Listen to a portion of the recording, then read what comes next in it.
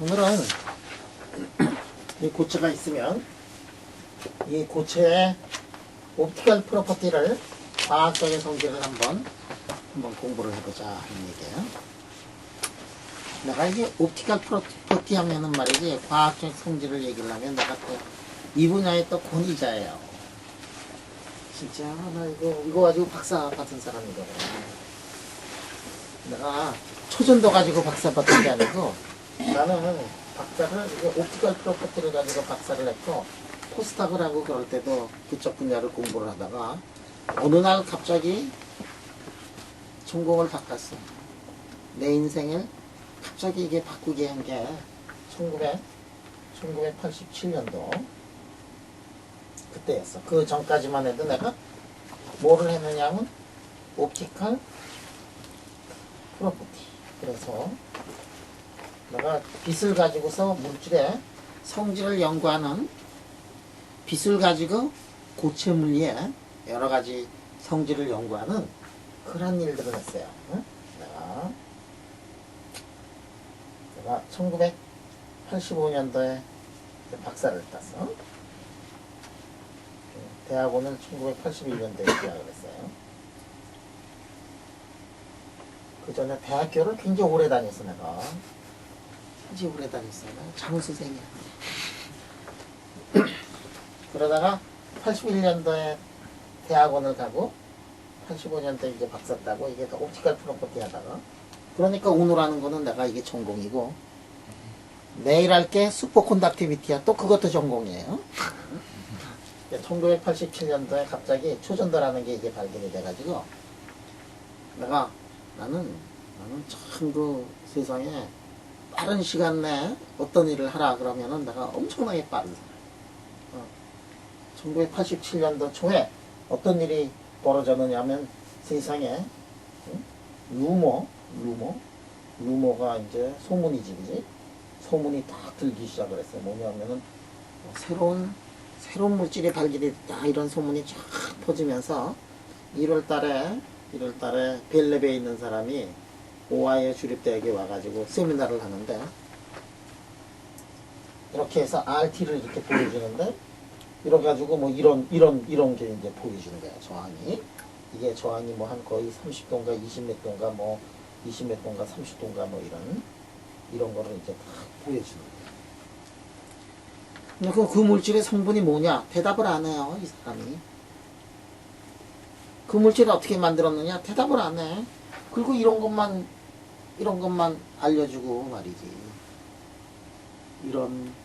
이런 세미나는 내가 일생에 들어본 일이 없어. 세미나라는 거는 뭐냐면, 세미나라는 거는 가가지고 인포메이션 교환하고, 지식을 전달하고, 질문하고 싶은 거 다 하고, 알고 싶은 거 다 물어보고, 그런 게 세미나인데, 아예 세미나를 하지 말든지 말이지. 와가지고 이런 것만 다 보여주고, 샥, 빠이빠이.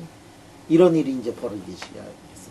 뭐 특허 걸려있고 막 그런데, 그러니까, 세미나는 하고 싶고, 가르쳐주고 싶지는 않고, 이런 일이 이제 벌어지기 시작을 했어. 그때, 우리가 이제 그 소문을 듣고서, 우리 저런 거 한번 만들어 보자. 그래가지고, 우리가 초전도체를 이제 만들었어요.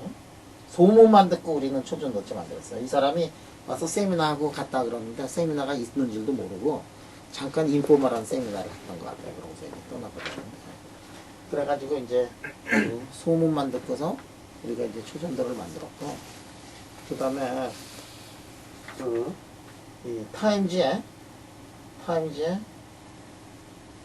이 폴 추라는 사람이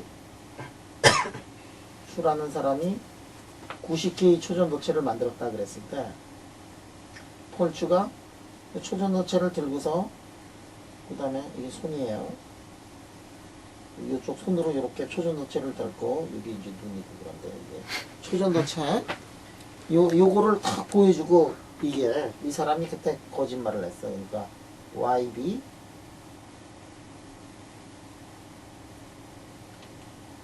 이런 초전도체를 이제 만들었다. 그래가지고 타임지에다가 나오자마자 타임즈 불러가지고 이게 사진을 찍었는데 이게 녹색이야, 녹색.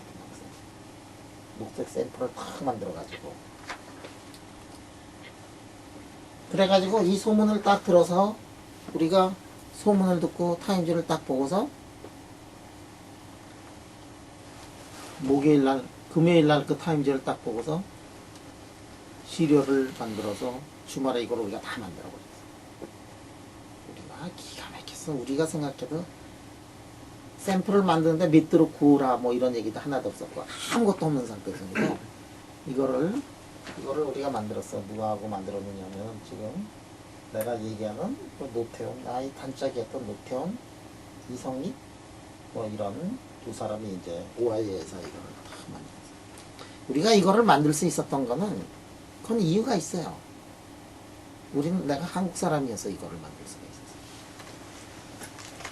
뭐냐면 거기에 이게 대학교가 있는데 이렇게 대학교가 있는데 물리학과 있고 여기 화학과 있고 그런데 물리학과 있고 여기 이제 화학과가 바로 옆에 있는데 금요일날 아침에 저거를 딱 만들어야겠다고 생각을 했는데 그거 만들고 싶다고 만들어지는 게 아니에요.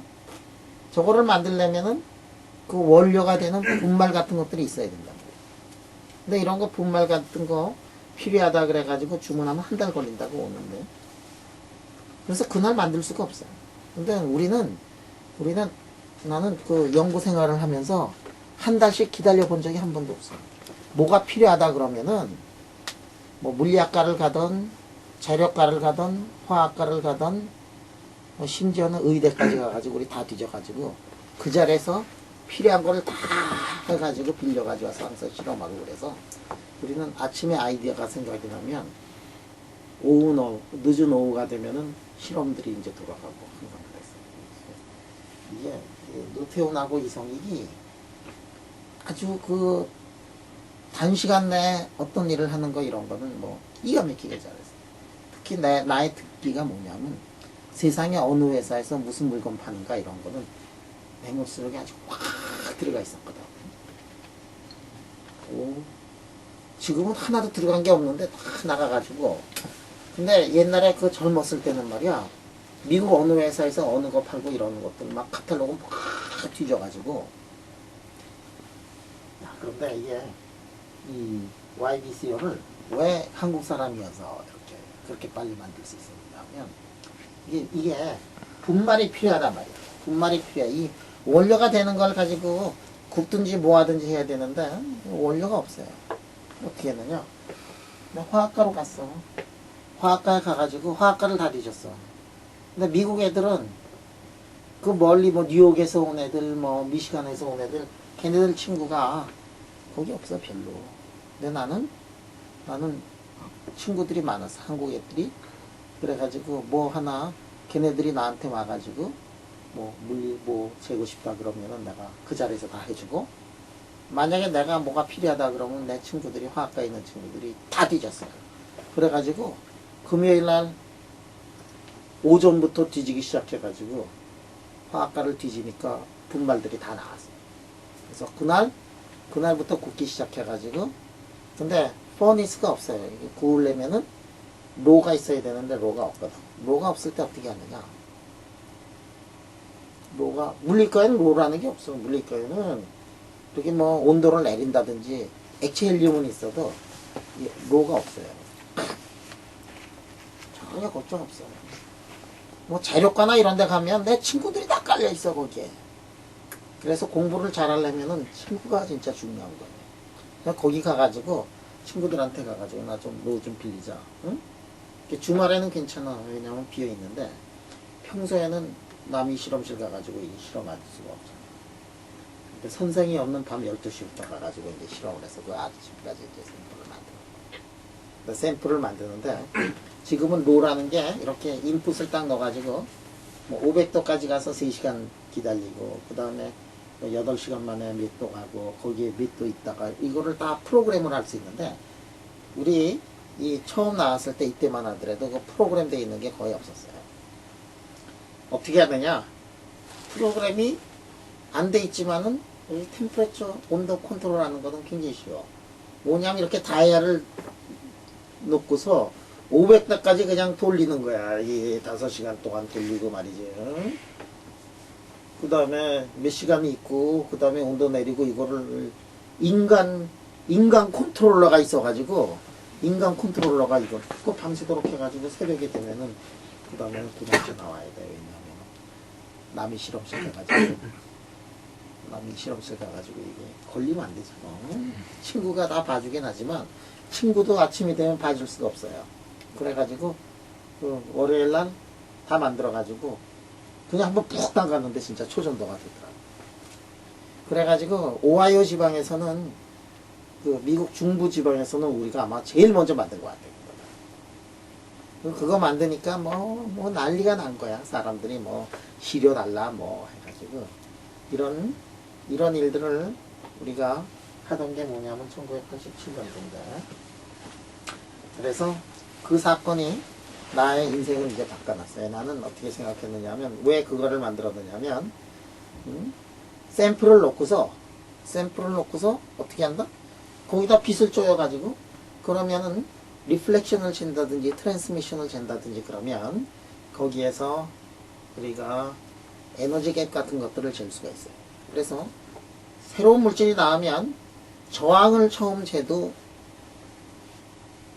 세계 최고고, 엑스레이를 찌어봐가지고 구조를 봐도 그렇고 뉴트론 스캐터링을 해봐도 그렇고 근데 우리는 뭐를 하기로 해야 되냐면은 우리가 광쟁이니까 빛을 한번 쪼여가지고 거기에 에너지 갭 같은 것들을 한번 측정을 해보자. 그래가지고 이걸 막 해가지고 만드는데 한 2, 3일도 안 걸렸어. 그랬더니 말이야 우리는 광만 재려고 그랬는데 막 동네 사람들이 막 엄청나게 와가지고 자기네는 뭐 엑스레이 재겠다, 자기네는 뭐 마그네타이제이션 재겠다, 뭐 재겠다 그래가지고 막 줄을 쭉 서는데 그 샘플은 누가 논아주는지 아니? 콜래보레이션을 하겠다, 뭐 협력 연구를 하겠다 이런 걸 누가 하느냐면 우리 선생님이야. 우리 선생님은 이쪽 잘 모르시지만 우리가 가가지고 어떻게 만들었다 다 설명해주고 그러니까. 우리 선생님이 이제 이 분야에 이제 대가가 돼가지고 막 우리 선생님이 혼자 밥을 먹는 적이 없어요. 사람들이 같이 일하자 그래가지고 막 졸졸졸졸 쫓아다니는 거야. 그 다음에 오하이오 그 주정부에서 우리 선생님한테 또 갑자기 며칠 내로 이렇게 그랜트를 연구비를 다 줘가지고 마음대로 쓰시라고 그러고 말이지. 그래서 내가 옵티컬 프로퍼티를 광학적인 성질을 이렇게 측정을 하려고 잠시 측정을 하려고 그거 들어갔는데. 그래서 잠시 그것만 하고 이제 도망치려고 그랬어요. 그런데 이제 점점 도망치지를 못해. 왜냐하면 샘플이 있으니까 할 수 있는 게 옵티컬 프로퍼티만 아니라 뭐 엄청나게 많은 거예요. 그 당시에 우리가 일주일에 하나씩 논문을 썼어요. 세상에 내가 일생 피어나가지고 일주일에 하나 논문 쓴 시리즈 논문을 그렇게 오래 쓴 적이 그때밖에 없어. 아니지, 포항공대 와서 다시 또 MGBT 나왔을 때는 일주일에 2개씩도 쓰고 그랬는데 그냥 앉아가지고 뭐를 해도 세계 최초더라고, 그거. 근데 우리가 그런 건 참 잘해요. 뭐냐면, 단시간 내에 다다다닥 단거리 경주하는 건 우리가 엄청나게 잘해요. 한국에서 할 때도 이제 마찬가지였고, 미국 애들이나 유럽 애들은 낮에 하면은 저녁 때 쉬어야 돼. 주말에 좀 쉬고 그래야 되는데. 우리는 그런 거 쉬는 거, 우리 사전에는 급할 때는 쉬는 게 없어요. 연속적으로 그냥 일을 해가지고 그래서 아주 엄청나게 좋은 논문들을 그냥 쭉 쓴 다음에 덕분에 포항공대 교수가 된 다음에 6개월 만에 한국으로 돌아와가지고 여기 와서도 내가 뭘 하려고 그랬느냐면 이 과학적 성질을 이제 공부를 하려고 그랬어. 근데 이놈의 과학적 성질을 공부를 하려니까 그 당시만 해도 우리나라에 뭐 이렇게 리서치 그랜트나 뭐 이런 게 거의 없을 텐데 갑자기 우리나라에도 몇 달 후에 초전도 봄이 불었어. 전 세계에서 불면 이게 항상 우리나라도 이렇게 불게 돼 있는데 그러면서 갑자기 뭐 초전도에 그 연구비가 막 팍팍팍팍 나오기 시작을 하는 거야. 그래서 그러면 내가 초전도를 해가지고 연구비를 따가지고 실험실을 셋업한 다음에 그 다음에 어떻게 한다? 그 다음에는 이제 본래 전공인 옵티컬 프로퍼티로 이제 돌아가야 되겠다. 그래서 그때 이제 그랜트 따가지고 말이지. 포항제철 가가지고 그랜트 따고, 과기부 가가지고 그랜트 따고, 내가 또 그런 걸 조금 잘해요. 뭐를 잘하느냐면 사람들을 이렇게 놓고서 응? 전혀 모르는 사람들을 놓고서 그 사람들을 놓고서 아주 쉽게 설명을 해가지고 중요성을 부각을 시킨 다음에 그 다음에 이게 좋은 거 다 가져오는 그런 거를 또 이게 참 잘하잖아. 그래서 이제 랩박스 노블 하고 그랬건데 그러고서 이게 한 2, 3년 초전도를 한 다음에 다시 옵티컬 프로퍼티로 이렇게 돌아오겠다 그러다가 한 달이 들어가고 두 달이 들어가고 몸통 돌아가고 그래가지고 돌아오지 못하고 결국은 초전도가 돼가지고 초전도를 이제 이생하게 됐어요. 굉장히 어려움이 많았어. 왜 어려움이 많았느냐면 본래 공부는 옵티컬 프로퍼티를 공부를 했는데 이게 하다 보니까 초전도를 하게 되는데 내가 한국에 와가지고 초전도를 공부한 지 6개월 동안 공부를 한 다음에 이제 한국을 왔는데 한국을 온 다음에 딱 보니까 이 우리나라에서 초전도의 세계의 최고 권위자가 누구냐면 이성익이더라 이게야. 6개월 공부하고 왔는데 다른 사람은 6개월도 안 했으니까. 근데 붐은 벌은 붐이 팍 그냥 그러니까 이게 내가 이게 최고의 권위자가 돼가지고 건방진 얘기지만 이 나라를 평정을 했어요. 아주 얇은 지식을 가지고 수렁타리지 그지. 근데 하여간에 해가지고 이제 우리나라가 이제 초전도가 이렇게 붐이 불고 그래가지고 그때부터 고생문이 훤히 왜냐하면 초전도 공부한 적도 없는데 그래가지고 혼자 앉아가지고 인트로덕션 투 슈퍼콘덕티비티 뭐 볼텍스란 무엇이냐 KT 트랜지션은 뭐냐 뭐 이런 거 그냥 혼자서 공부하고 그래가지고 여기까지 왔어요. 그래서 내가 여러분들한테 이제 엄청나게 많은 강의를 해줄 수 있는 그런 지식이 머릿속에 들어왔는데 그거 한 번도 남한테 들어서 한 게 아니고 내가 다 혼자고 있어. 그러니까 나는 세상을 어떻게 살았냐면 완전히 잡초처럼 살아왔어요. 다른 사람들은 굉장히 좋은 환경 속에서 그룹에서 이렇게 공부하고 그랬는데 나는 거의 혼자 공부했어. 네, 혼자 공부한 게 유리한 데도 있어.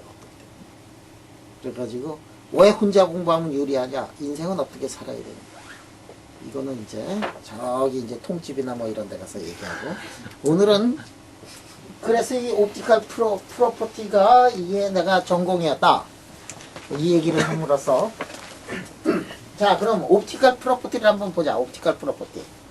이 광을 가지고 보면 세상을 이렇게 굉장히 많은 부분들을 이제 광을 가지고서 빛을 가지고서 이제 알아낼 수가 있어요. 물질이 결정이 되면 물질을 놓고서 빛을 쪼이면은 빛이 통과도 하고 흡수도 하고 반사도 하고 그래요. 그런데 그런 물질의 성질을 알려면은 뭐를 알아야 되느냐면 다이일렉트릭 콘스탄트를 알면 돼요. 다이일렉트릭 콘스탄트. 자, 다이일렉트릭 콘스탄트는 뭐냐면 오메가하고 K 함수인데 빛을 가지고 할 때는 K 부분이 이제 거의 제로가 되고 오메가만 가지고서 이제 공부를 해요.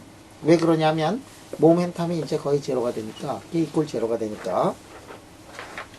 자, 그러면 이 오메가를 보면 오메가가 어떻게 되느냐면은 이게 오메가는 엡실론이지. 왜 자꾸 오메가라고 그럴까? 자, I의 엡실론의 오메가 함수지, 그지? 오메가 함수. 자, 이렇게 쓸 수가 있어요. 다이일렉트릭 콘스턴트를 보면 리얼 앤드 이미지너리 파트가 이렇게 이제 나오게 돼요. 근데 여러분들이 전자기하학을 공부를 할 때 뭐를 공부를 하느냐면은 리플렉션을 이제 공부를 하게 될 거고 그 다음에 인덱스 오브 리플렉션이라는 거 그 다음에 K의 오메가 뭐 이런 것들이 이제 나와요. 자, 이거 대학교 2학년 때 전자기학을 보면 그러면은 거기에서 이 다이일렉트릭 콘스탄트 인덱스 오브 리프렉션 이것이 이제 나오게 돼요. 자, 그러면 리플렉턴스. 자, 리플렉턴스라는 게 뭔가를 한번 보자. 반사율이라는 것은 이제 뭐가 반사율이냐면 들어오는 빛이 있는데 그 다음에 리플렉션 되는 이러한 빛이 있어요. 그 B가 뭐냐면은 R 오메가예요. R 오메가를 이렇게 보면 여러분들 이걸 보면 말이야, 이거는 어떻게 되냐면 노의 오메가에다가 그 다음에 익스포넨셜 이렇게 써놓고 I의 세타의 오메가라고 이렇게 써있어요. 컴플렉스 넘버니까 리얼 앤드 이미지너리 파트 이렇게 이제 쓸 수가 있어요.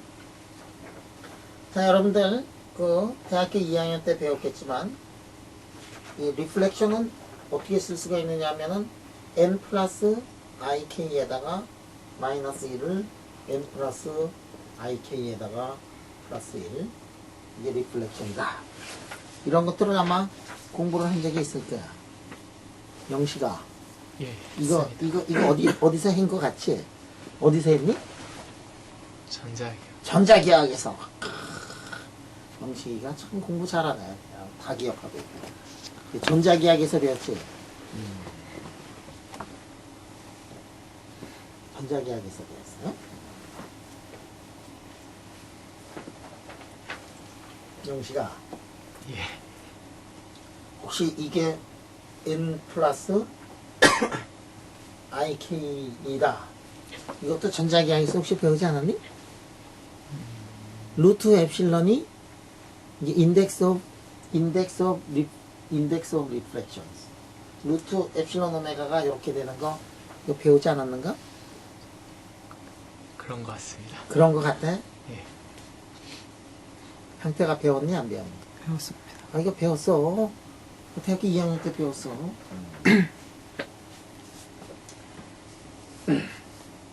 자, 그래요. 배웠어. 자, 리플렉턴스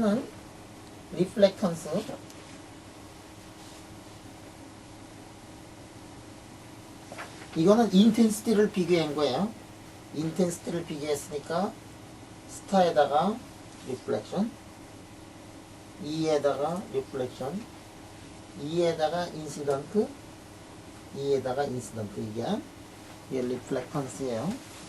이거는 뭐가 되느냐 하면은 리플렉션에다가 리플렉션 이렇게 돼가지고 이거는 뭐가 되느냐 하면은 매그니튜드에 이게 작성이 돼요.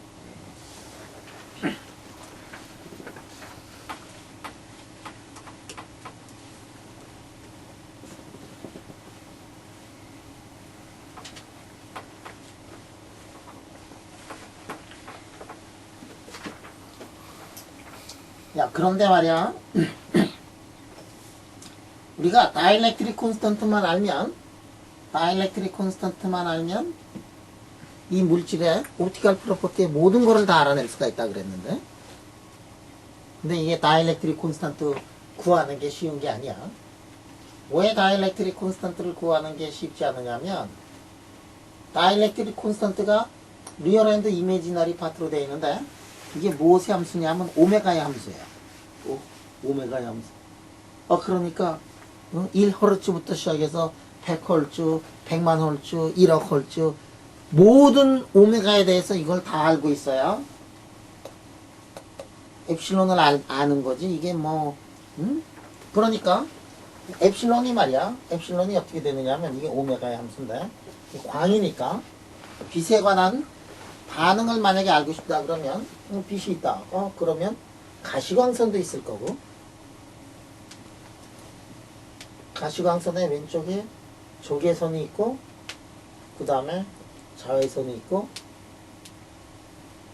극적외선 이런 것들이 있는데, 그 다음에 자외선을 넘어가면은 이제 X선이 있고 감마선까지 있어야 되는데 프레퀀시가 다 다르다 이게야. 그래가지고 엡실론이라는 게 말이지. 엡실론이라는 게 이것이 프레퀀시 함수인데, 이 모든 프레퀀시 함수에 대해서 우리가 엡실론을 알아야 되는데, 이거 재는 게, 이거 아는 게 그렇게 쉬운 거냐? 아니다. 이게 엄청나게 어려운 거예요.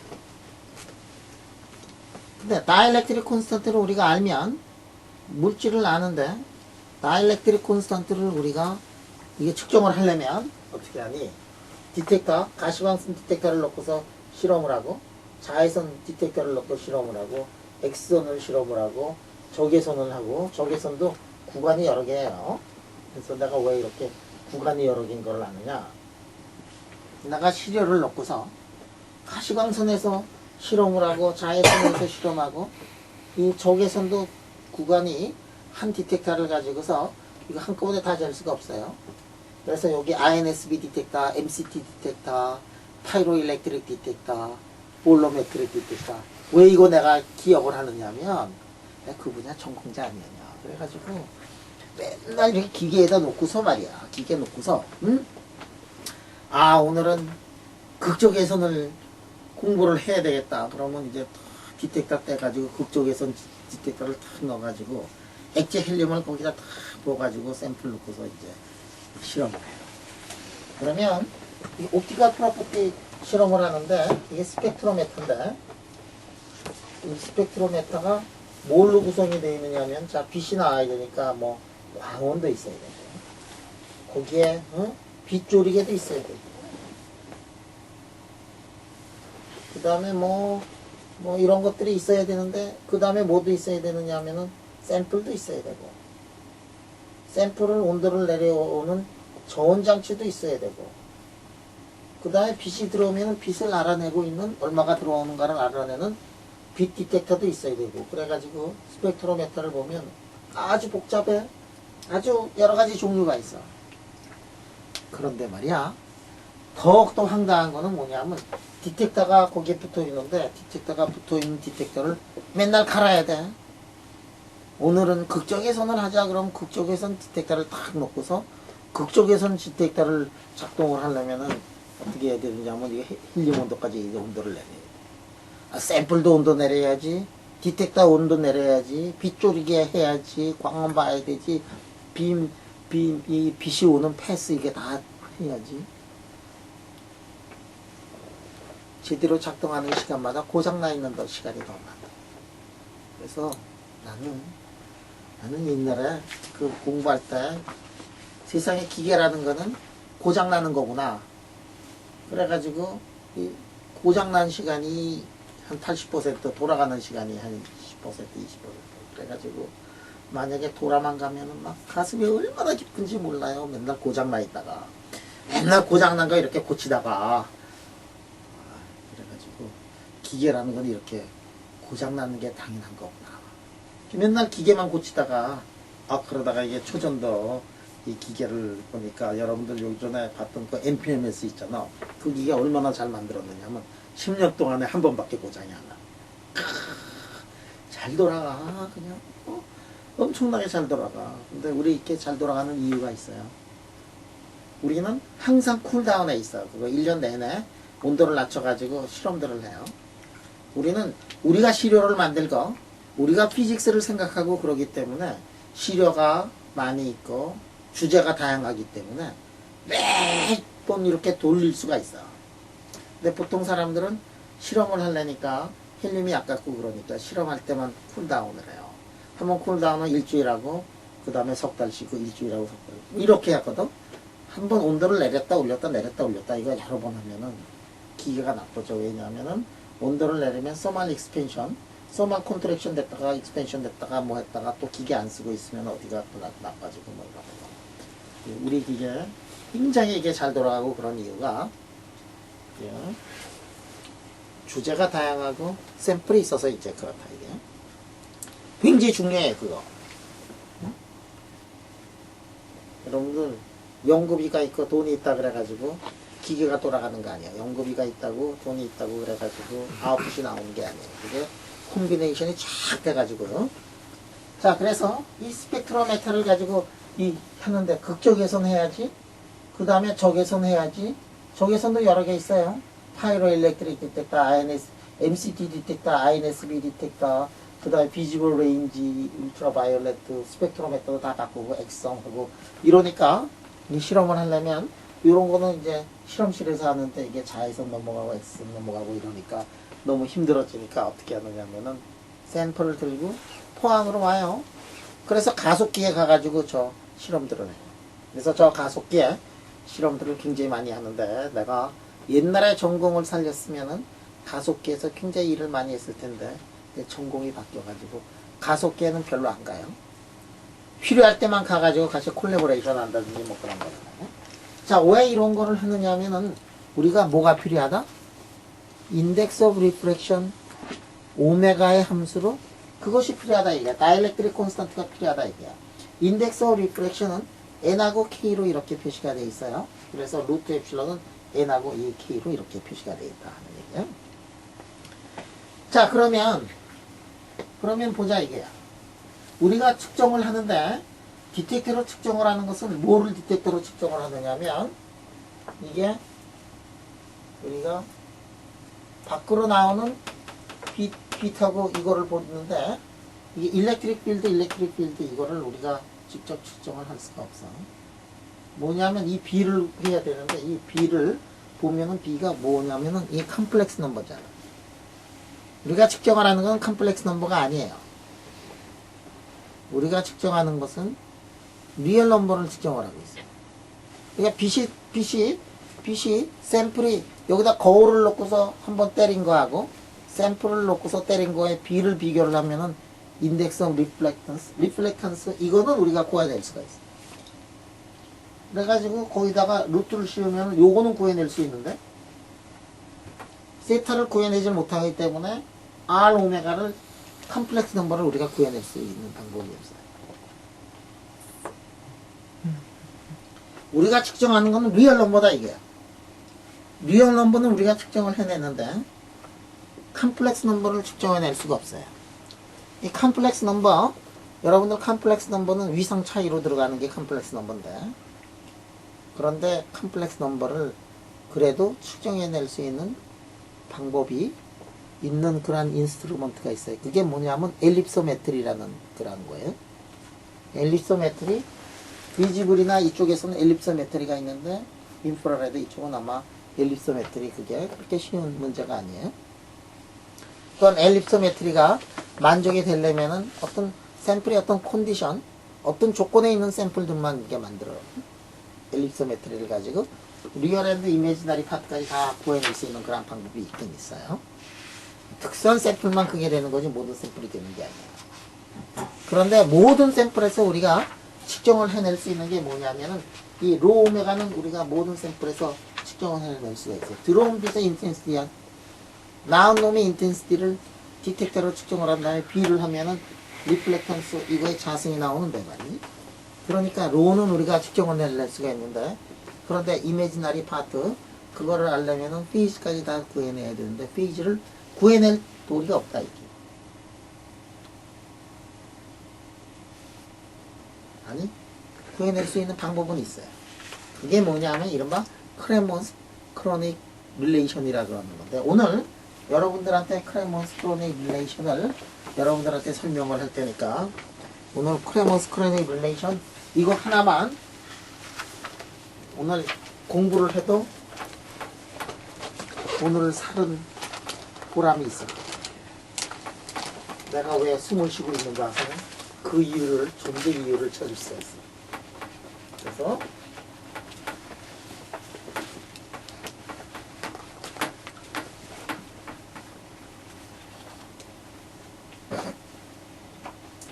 자 그러면 조금만 더 공부를 해보면 엡실론 오메가는 엡실론 이게 이미지너리 파트하고 그런데 이게 n 플러스 ik에 이렇게 자승이 되니까 이거는 n 자승에다가 마이너스 k 자승에다가 2n k에다가 i라고 이렇게 쓸 수가 있어요. 그래서 엡실론의 리얼 파트는 n 자승 마이너스 k 자승이 되고 그 다음에 이미지너리 파트는 2nk로 이렇게 쓸 수가 있어요.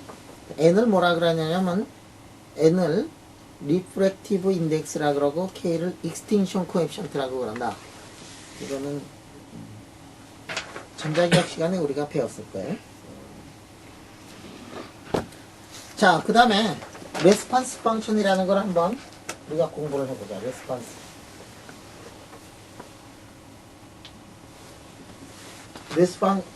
레스판스 펑션 여러 종류의 레스판스 펑션이 있어요.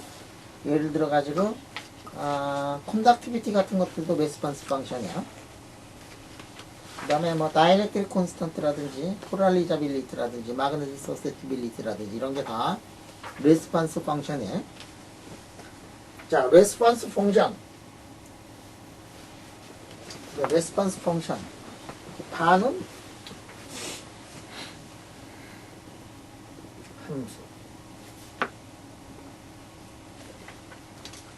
반응 함수를 만약에 구하고 싶다 그러면 우리가 두 개의 비를 두 개를 알아야지만이 반응 함수를 알 수가 있어요.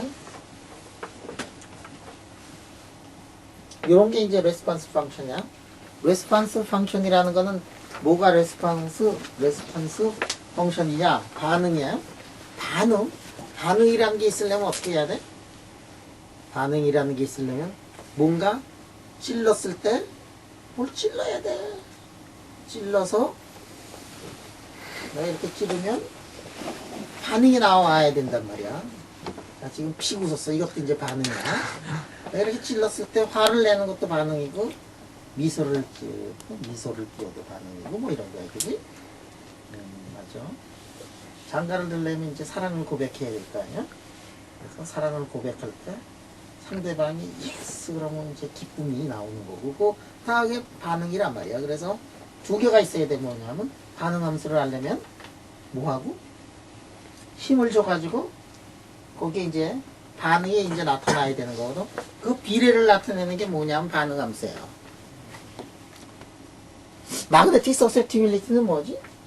마그네틱 필드를 걸어줬더니 얼마나 마그네타이션이 되느냐 하는 게 이제 마그네틱 서셉티빌리티고, 일렉트릭 콘덕티비티가 뭐지? 거기에 일렉트릭 필드를 걸어줬더니 커런트가 잘 흐르느냐 안 흐르느냐 그 둘 사이 관계를 나타내는 게 이제 콘덕티비티고, 그런 것들이 이제 다 반응 함수거든. 우리 반응 함수 중에서 가장 쉬운 반응 함수 그런 것들을 한번 보도록 하겠습니다. 여기 지금 뭐가 있느냐면 여기 지금 메스 에민 놈이 있어. 메스 에민 놈이 있으면 거기에다가 힘을 줬어요. 그러면 스프링이 달려 있어가지고 이 메스 M이 만약에 움직인다 그러면 이 힘은 어떻게 되느냐? 자, M에다가 J 써놓고 D에 DT 자승, 그 다음에 여기다가는 PI 이렇게 써놓네. PI 써놓고 DDT. PI가 사실은 로아이였을 텐데 베끼면서 또 잘못된 것 같기도 해요. 자, 힘이야. 힘을 줬는데 그 안에 구성원들이 여러 개 있다 그러면 뭐 X하고 오메가 사이의 관계를 우리가 구하고 싶은데 여기에 이거 푸리에 트랜스포메이션을 해가지고 오메가의 도메인으로 만약에 이게 보내면 그러면 어떻게 되느냐? 그럼 푸리에 트랜스포메이션 X는 X 오메가에 2에 마이너스 I 오메가 T에 DT 이렇게 되고, 그 다음에 F는 어떻게 되느냐면 F는 이렇게 써놓고 F 오메가에 2에 마이너스 I 오메가 T 이렇게 쓰면은 오메가 함수에서 우리 어떤 얘기를 할 수가 있느냐 하면은 여기다가 MJ 요거를 여기다 넣으면은 어떻게 되냐면 MJ에다가 그 다음에 마이너스 오메가 자승에다가 마이너스 I 오메가에 PJ에다가 그 다음에 플러스 오메가 J의 자승, 그 다음에 X 오메가 F 오메가 이렇게 쓸 수가 있지. 그러면 요거를 보면 요거 분의 1을 우리가 요 왼쪽에서 보면은 그 힘을 줬을 때 어떻게 변화가 되는가 그 관계식에서 알파 오메가를 우리가 생각할 수 있고, 알파 오메가가 어떻게 되느냐면은 FJ에다가 오메가 J의 자승에다가 마이너스 오메가 자승 플러스 I 오메가 P의 J에다가 오메가 J의 자승 마이너스 오메가 자승 이런 자승에다가 플러스 오메가 자승 P의 J 자승이야. 힘도 여러 가지 성분이 있다 그러면 여기 FJ가 이렇게 붙겠네. 뭐 하여간에 이런 레스폰스 펑션, 이런 레스폰스 펑션 중에 하나가 뭐냐면 다이렉트릭 콘스탄트도 레스폰스 펑션 중에 이제 하나예요. 그 레스폰스 펑션을 보면 그 안을 들여다보면은 리얼 파트 앤드 이미지너리 파트 이런 식으로 이제 표시가 되어 있어요.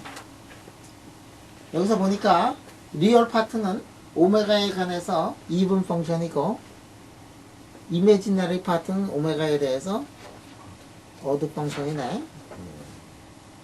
자, 그러면 지금부터 크레머스 크로닉 릴레이션이라는 걸 한번 보도록 하자. 이제.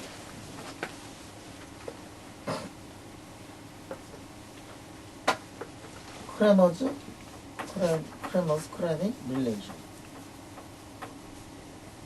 이게 크레모라는 그 유명한 사람이 있는데 이 크레모도 여러분들이 꼭 알아야 될 그런 역사의 인물이에요.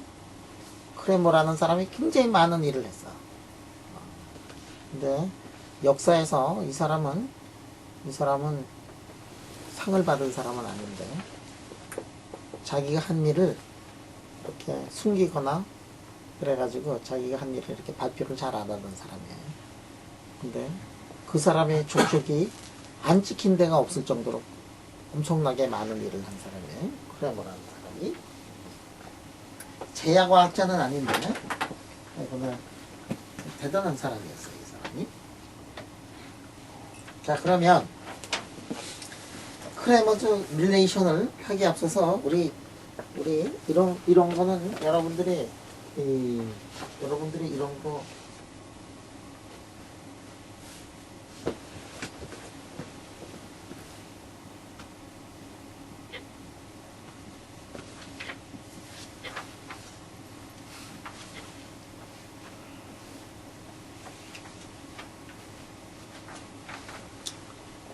알파가 말이야. 알파가 어널리틱 펑션이라고 생각을 하면 알파가 이러한 조건을 만족을 하고 있다 하는 거는 우리 컴플렉스 베리어블에서 우리 혹시 증명을 한 적이 있는가?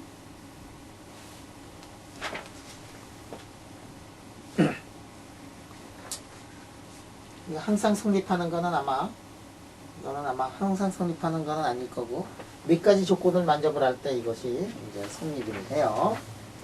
그 다음에 알파 오메가의 폴이 알파 오메가의 컴플렉스 넘버에서의 폴이 항상 리얼 렉티스의 밑에 있어요. 아래쪽에 있다. 두 번째, 알파 오메가는 이 동네에서 하프 위쪽에 이렇게 서큘라 했을 때 여기에서 이제 제로가 된다.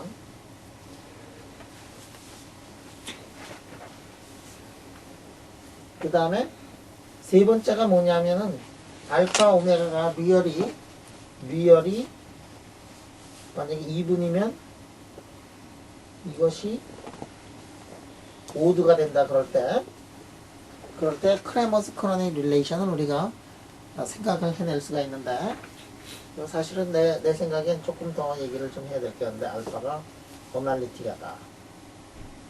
알파가 어널리틱하다는 얘기는 갑자기 뭐 사라진다든지 갑자기 붕 뜬다든지 인피니티로 간다든지 그러한 일이 없어요. 자연은 내가 항상 얘기했듯이 자연은 급격한 변화를 굉장히 싫어한다 그랬어. 영식아, 내가 수업 시간에 여러 번 얘기했지. 예. 자연은 급격한 변화를 싫어한다. 내가 한 얘기 치고 참 멋있는 얘기야. 사람들도 다 아는 얘기일 거야, 그지? 자연은 굉장히 급격한 변화를 싫어해가지고 우리 웨이브 함수가 갑자기 디스컨티뉴어스 하다든지 그런 거를 자연은 너무도 싫어한다 그랬지, 그지? 이것도 마찬가지야. 어널리틱 하다라는 얘기가 자연이 갑자기 엄청난 알파라는 그 베리아블이 갑자기 이렇게 가다가 뭐 디스컨티뉴어스 하다든지 뭐 델타 펑션처럼 된다. 뭐 그런 일이 별로 없다는 얘기예요. 자, 그러면 이런 조건을 이게 이 중에서 이게 다 되지 않더라도 이 조건을 만족을 해요. 이거하고 이거가 만족이 되면 이게 아마 만족이 될 게요. 어널리틱하고 리얼 엑시스보다 아래고 이게 제로가 되면은 이게 이제 만족이 될 거예요. 이거를 가지고 크레모라는 사람이 어느 날 기가 막힌 거를 이게 만들어내요. 이게 사실은 굉장히 기가 막힌 거야. 이게 굉장히 그 단순한 수학이지만 컴플렉스 넘버에서는 굉장히 단순한 그런 수학이지만 물리하는 사람들의 입장에서 보면 이게 대단한 거다. 이게. 왜 그래? 여기에 i가 붙고 여기에 i가 붙어 있어요. 프린시펄 이게 뭐라고 하니 이게 프린시펄 밸류라 그러나 뭐 그래? 프린시펄 밸류인가 뭐 그래? 이게 뭐냐? 마이너스 인피니티부터 이게 이렇게 해가지고 폴 있는 그 지점만 빼고 그래서 여기부터 여기까지 적분을 하는데 마이너스 인피니티부터 해서 여기까지 적분하고 여기부터 다시 여기까지 적분하는 게 이거예요. 이게 왜냐하면 S가 어디까지 가느냐 하면은 오메가까지 오는데 오메가가 되는 순간에는 정리가 안 되잖아. 그러니까 오메가 그 점만 빼놓고 마이너스 인피니티부터 시작해가지고 인피니티까지 이 적분을 하는 게 뭐냐면은 이 프린시펄 밸류란 말이야. 이게 왜 멋있느냐? 이 멋있어. 진짜 멋있어. 왜냐면 여기에 여기 알파 오메가를 보면 이게 컴플렉스 넘버니까 이게 리얼 앤드 i의 이미지너리 파트가 있잖아, 그지? 근데 리얼 넘버는 파이 i 때문에 계산을 하면은 뭐가 나와요? 이미지너리 넘버가 나와. 그러니까 여기서의 리얼 넘버는 저쪽에 이미지너리 넘버하고 연결이 돼 있고 여기 이미지너리 넘버는 저기 리얼 넘버하고 연결이 돼 있다 이거. 그러면 아까 말이야, 아까 뭐라고 얘기를 했느냐면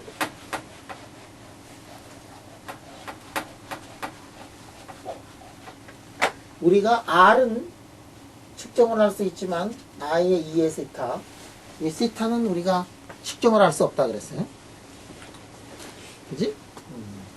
그러니까 R의 코사인 세타를 알면 I의 R의 사인 세타 이렇게 되는데 만약에 R의 코사인 세타를 알면 R의 코사인 세타 속에는 베리어블이 몇 개가 있느냐면 2개가 있어요. R의 코사인 세타를 어디에서 알면 여기 S가 어디부터 어디까지 마이너스 무한대부터 무한대까지지. 그러니까 한쪽의 값을 자 다시 봐. 지금 여기에 지금 리얼 앤드 이미지너리가 있는데 리얼 앤드 이미지너리 이게 리얼이고 이미지너리가 있어요. 이 리얼 넘버를 알면 뭐를 알 수 있다? 이미지너리 넘버를 알 수 있고 이미지너리 넘버를 넣으면 리얼 넘버를 알고 있다는 게 저거의 뜻이야. 자, 어떤 함수가 있어요. 알파 s라는 함수가 있어. 알파 s라는 함수의 리얼 값을 알면 저쪽에 알파 오메가에 뭐를 안다? 이미지너리 파트를 아는 거야. 근데 알파 s의 리얼 값을 알면 뭐를 알아낼 수가 있느냐 하면 알파 s의 이미지너리를 알아낸다는 얘기. 그런데 여기 조건이 있어. 알파 s의 리얼 값을 모든 s에 대해서 알면 여기 지금 이거를 적분을 하려면은 모든 s에 대해서 다 알아야 될 거 아니야. 적분을 하는데 적분하는 그 함수를 알아야 되는 건데 그 적분하는 함수를 모든 값에 대해서 모든 오메가에 대해서 저거를 알면 어떠한 리얼 값도 다 알아낼 수 있다 이게. 자, 리얼을 모든 s에 대해서 알면은 이미지너리를 모든 거를 다 알아낼 수가 있다는 거예요.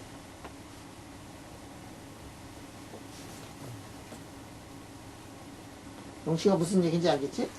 알파 s를 s의 함수로서의 알파 s의 리얼 값을 알면 알파 오메가의 이미지너리를 다 안다 이게. 자, 그러면 자, 리플렉션이 있어요. R의 2의 I 세터.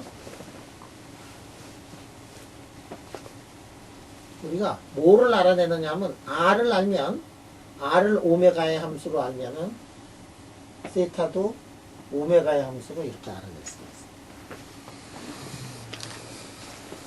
있어요. R을 말이야. R을 모든 프레퀀스에 대해서 R을 알면 그거를 이용해 가지고 세타를 알아낼 수가 있고 세타를 알아낼 수가 있으면 우리가 R하고 세타를 아는 거니까 이 물질의 모든 거를 알아낼 수가 있다 하는 얘기예요.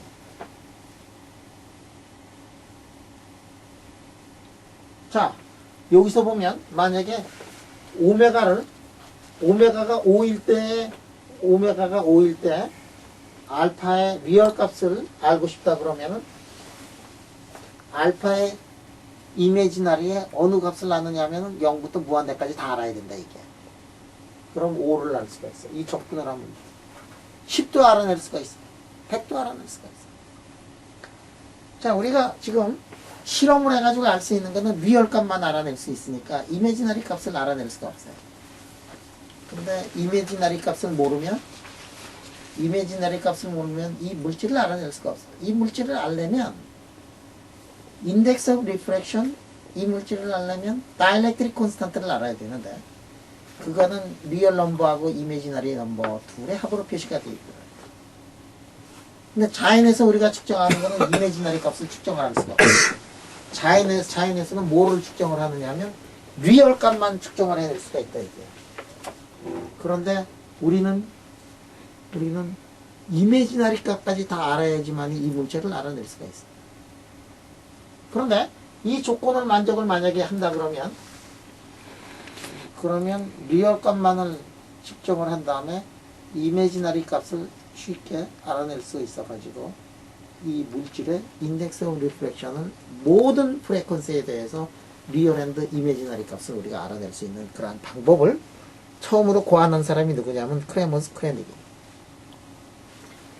자, 그럼 이거를 조금 바꿔보면 좀 더 쉬운 포뮬라로 이제 쓸 수가 있는데, 책에서 보면 왜 이것이 되느냐 이런 것들 뭐 증명이 있는데 나는 그거 증명 안 하겠어요. 이게 된다. 이거는 내가 증명을 안 하겠어요. 이거는 컴플렉스 베리어블에서 벌써 다 마루가 닳도록 공부를 했을 거야. 상수나 했지. 컴플렉스 베리어블 혹시 공부한 적 있지? 레지드 시어럼 이런 건 다 공부했지? 맞아. 그래서 말이야.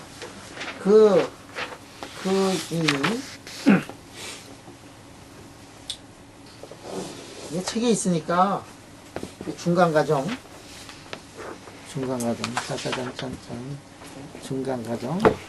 생략을 하고 중간 과정을 생략을 하고 요 수식 있잖아. 맨 마지막 부분만 이제 쓰겠다 이거예요. 이거 뭐 간단한 산수니까.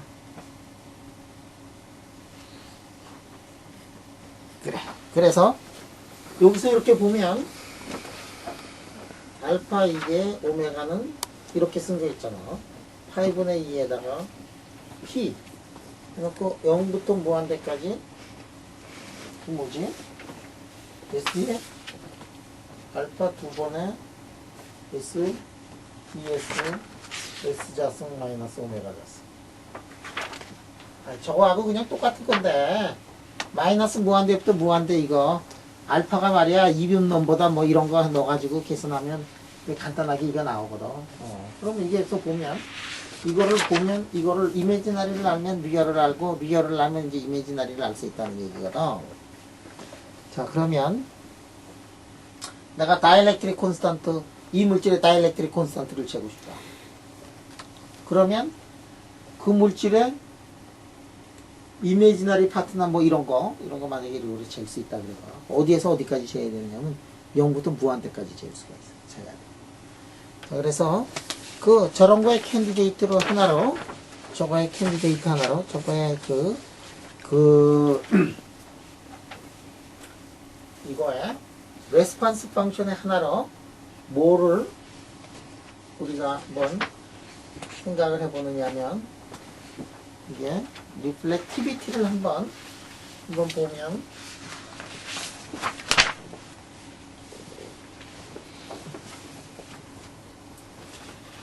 이렇게 돼. 이게 말이야 아까 이렇게 보면 R이라는 거는 컴플렉스 넘버여가지고 루트 R에다가 익스포넨셜의 I의 세타의 오메가 이렇게 쓸 수 있다 그랬잖아. 우리가 실험에서 잴 수 있는 거는 뭐냐면은 요 B를 항상 잴 수가 있다 그랬어요. 우리가 원하는 거는 이거를 원하고 있단 말이지. 그러니까 요거를 이제 알아야 되는 건데 양변에다가 로고를 취하니까 여기가 어떻게 되냐 리얼 파트가 되고 여기가 이미지너리 파트가 돼요. 그 레스폰스 펑션에서 리얼 파트 앤드 이미지너리 파트가 나왔으면 우리가 리얼 파트는 우리가 측정을 해낼 수가 있다 그랬단 말이야. 그러면 이미지너리 파트를 조금 전에 했던 크레머스 크로닉 릴레이션을 가지고서 이미지너리 파트를 우리가 알아낼 수가 있다 하는 얘기예요. 그러면 이미지너리 파트의 세타 오메가는 아까 그 수식에 넣어가지고 그 다음에 조금 더 이렇게 보면 여기 보면 E5는 오메가가 있는지 모르겠다. 오메가 그런 무한대까지 로고 이렇게 써놓고 S 마이너스 오메가 S 플러스 오메가 D에다가 Ln RS ES에 이렇게 쓸 수가 있어요. 자, 이렇게 써놓고 그럼 보자. 세상에 말이야. 여러분들 이렇게 봐요. 우리가 리플렉션 여기다가 이렇게 광을 넣고서 광을 넣고 샘플을 넣고서 빛을 쪼여가지고 들어오는 것에 비해 가지고 들어오는 것에 비해서 인시던트에다가 리플렉턴스 이렇게 재가지고 우리가 이거 재면은 들어오는 빛이 100이라는 빛이 들어와가지고 나가는 게 80이다. 인텐시티를 재가지고 비율을 해서 루트를 씌우면 우리가 뭐를 나오느냐면 여기가 루트 씌운 요게 요 값이 나오잖아. 그래서 이제 그런데 이거를 만약에 우리가 알고 싶으면 세타를 알고 싶으면 이 뭐를 적분하느냐면 S에 대해서 이 적분을 하는데 0부터 무한대까지 적분을 해야 돼요. 0부터 무한대에 대해 적분을 한다는 얘기는 우리가 실험을 하는데 파인 프라레드부터 시작해서 울트라바이올렛 넘어가서 엑스레이 감마레이까지 다 해야 되는 거예요. 그거를 측정을 하면 이 물질을 우리가 완벽하게 알아낼 수 있어요. 이게 이제 크레머스 크로닉 릴레이션이 아주 엄청나게 기가 막힌 그러한 건데 내가 어렸을 때 얘기를 한번 해보자. 말이야. 내가 이제 과학을 공부를 하게 되는 가장 큰 의미는 뭐가 있느냐? 내가 말이야. 한국에서도 이게 옛날엔 가기가 독학했다. 대학교 다닐 때 독학을 해가지고 미국을 갔어요. 그래가지고 한국에서는 이제 별로 물리를 공부를 잘하던 사람이 그때 없던 시대니까 이제 미국을 갔어요. 미국을 갔는데 내가 이제 선생님을 이렇게 정했어요. 그래서 선생님이 뭐를 하느냐 하면은 솔리드 하이드로젠 한 사람이야. 그러니까 또 내가 또 하이드로젠에 대해서는 또 이게 또 빠삭한 사람이야. 어? 그래서 우리 선생님한테 가서 솔리드 하이드로젠에 공부하고 싶다. 그래 솔리드 하이드로젠에 우리 선생님이 한 게 뭐냐면 NMR인데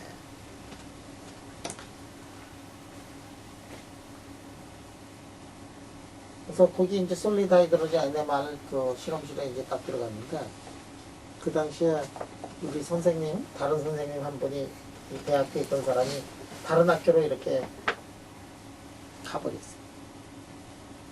갔는데 이 사람이 가기 전에 학교 기금을 사용을 해가지고 기계를 아주 그냥 아주 삐까번쩍한 기계를 하나 탁 사놓고 기계가 들어올 때 정도 돼가지고 가버리니까 기계는 도착했는데 사람은 없어졌어. 그래서 그 기계를 우리 선생님이 그 기계를 담당을 하게 돼가지고 갑자기 그게 뭐냐면은 푸리에 트랜스폼 인프라레드 스펙트로메터라는 거예요. 그래서 내가 이제 광학을 하게 돼. 그래도 이 기계를 한 번이라도 써본 사람이 누구냐면 우리 선생님이다. 그래가지고 이 기계가 그쪽으로 이제 생각지도 않았는데 그냥 수십만 불 하는 기계가 탁 떨어졌으니 그냥 우리 선생님 입이 이렇게 탁 찢어졌어. 우리 선생님 입은 딱 찢어졌는데 이게 이 기계를 가지고서 말이야 무슨 연구를 해야 될지 잘 모르고 그래서 나보고 저기 비싼 기계 가지고 그러니까 너 마음대로 써가지고 적어가지고 한번 연구해봐라 그래가지고 나는 또 기계가 비싸다는 얘기만 듣고 가가지고 그 기계를 가지고서 옵티컬 프로퍼티를 공부했는데 그래서 우리 선생님은 옵티컬 프로퍼티 하는 사람이 아니라 NMR 하는 사람이었거든. 기계는 있는데, 그래서 내가 이제 옵티컬 프로퍼티를 이제 공부를 했어요. 그래서 한국에서 스승을 찾아, 전문가를 찾아 미국을 가서 전문가가 아닌 또 잡초 같은 인생을 이게 살게 됐어요. 이렇게 잡초같이 이렇게 살아야 되는지 모르겠어요. 그래가지고 FDIR 스펙트로메타를 가지고서 이제 여러 가지 이제 그래서 내가 그저께인가 얘기했잖아. 내가 왜 이렇게 이 새로운 물리 하나, 현상 하나 이게 발견하고 박사학위 받는 게 논문 하나 쓰는 게 이렇게 어려운 건가 하면서 내가 그 괴로워하던 그거는 뭐냐면 잡초처럼 살아서 그래. 지도해주던 사람이 아무도 없고 뭐 그래서 그 난간을 헤치면서 그냥 30년 동안 안 풀리던 문제를 또 그냥 혼자 있어서 아마 그렇게 문제를 풀었던 것 같아. 아니 나 혼자는 아니고 우리 선생님은 도와주지 않았고 그냥 노태웅 교수하고 둘이서 젊은 둘이서 하여간에 그냥 어떻게 하면 우리 선생님한테서 도망가서 딴 학교로 도망갈까 뭐 고생하다가 고생은 너무 하니까 그러다가 이 새로운 물리들을 이렇게 막 발견을 했는데 이게 스펙트로메타가 있으니까 이게 스펙트로메타가 있어요. 이렇게 뭐 파인프라레드 뭐 이렇게 해가지고 그래서 우리 혼자 기계 쓰는 거 다 배워가지고 뭐 이거 기계 근데 우리가 메탈 인슐레이터 컴포짓이라는 그런 새로운 물질이 있어가지고 그거를 가지고서 우리가 실험을 했어요. 리플렉턴스 우리 다 잴 줄 아니까 리플렉턴스 다 쟀는데 재긴 쟀는데 그래서 그걸 가지고 분석을 하려니까 막막해. 가슴이 답답해. 뭐냐면 책을 보니까 크레머스 크로닉 릴레이션이라는 게 있는데 그거를 가지고서 한번 뭐를 해보면 그러면은 다이렉트릭 콘스탄트고 뭐고 다 잴 수 있는데 뭐 한 번도 해본 일이 없잖아. 도대체 한 번도 해본 일이 없어요. 그래가지고 이 책을 보니까 이런 수식이 있긴 한데 야 이거를 가지고서 우리 세타를 만약에 측정만 하면 세타만 할 줄만 알면 도대체 세타만 할 줄만 알면 이게 다 구할 수 있는데 말이야. 근데 측정은 다 해놨는데 이거를 구할 수가 없어. 왜 구할 수 없느냐? 이유가 있어. 이게 오메가가 R이 S가 리플렉션을 다 쟀는데 어디에서 재야 되느냐면 0부터 무한대까지 재야 되는 게 이게 문제가 되는 거야. 우리가 측정을 해가지고 프레퀀시가 말이지. 프레퀀시가 이게 리플렉턴스 R을 재가지고 프레퀀시를 쟀는데 파인프라레드부터 출발을 해가지고 리플렉션을 딱 이렇게 재가지고 여기 어디까지 쟀느냐면 비지블까지 이렇게 됐어요.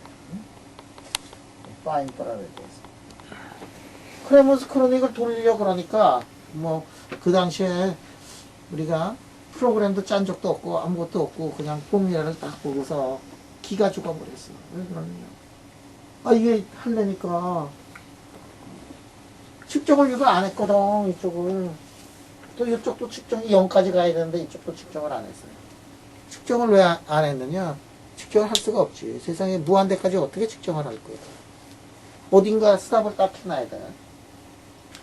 여기도 고생 많이 했어요. 파인프라레드 재지, 여기서 재지, 여기서 재고, 여기서 재고 한 대여섯 군데서 이렇게 재가지고 재보면 여러분들 이게 디텍터가 달라지고 말이야. 디텍터 이게 빼가지고 다른 거 넣고 빼가지고 다른 거 넣고 재면은 프레퀀시가 여기에서 오버랩 되는 부분들이 있잖아요. 디텍터가. 그래가지고 딱 해보면 이게 딱 맞질 않아요. 아구가 안 맞아요. 이렇게 하면. 여기도 이렇게 나오고 저기 이렇게 나와. 그러면 이거를 한 그래프로 만들어야 되는데 어떻게 해야 되는가? 이게 여러 번 해본 사람이면은 과감하게 샤샤샤샥 해가지고 좀 요 높은 거 조금 내리고 낮은 거 조금 올리고 뭐 이래가지고 이거 다 붙일 텐데 이게 초보자 아니냐 초보자. 우리 선생님은 이런 거 한 번도 해본 일이 없는 사람이고 이런 거 전공으로 했던 사람은 기계 사놓고서 더 다른 동네 도망가 있고 말이지. 그래가지고 뭐 그래도 우리 용감하잖아. 무식하면 용감하잖아. 그러니까 이게 짝짝짝짝 해서 그램프를 하나는 만들어는 놨는데 이쪽하고 이쪽이 없더라. 이게. 야 이거 없는데 이거 어떻게 하냐. 그러니까 소문이 들리는 게 말이야. 어떤 친구 하나가 여기 왔는데 그 아저씨한테 참 물어보니까 자기 프로그램이 다 있대요. 그거 다 해봤대요. 와 그렇게 있어. 이거 어떻게 했느냐? 그랬더니 이쪽을 어떻게 했냐? 이게 0까지 잴 수가 없잖아, 그죠? 여기 했더니 이 금속이면은 여기에 무슨 공식이 있는데 그 공식에다가 A에다가 뭐 루트에 뭐 어쩌고 저쩌고 거기에다가 요 A 점만 알면은 여기서 하면은 요거 요렇게 뭐 가는 거 아니냐? 어? 그래서 이쪽은 리즈너블하게 익스텐션을 해버리고 외삽이라 그러죠. 엑스트라폴레이트 해버리고 이쪽은 어떻게 되느냐? 이쪽은 뭐 오메가의 4승분의 1에 비례한다.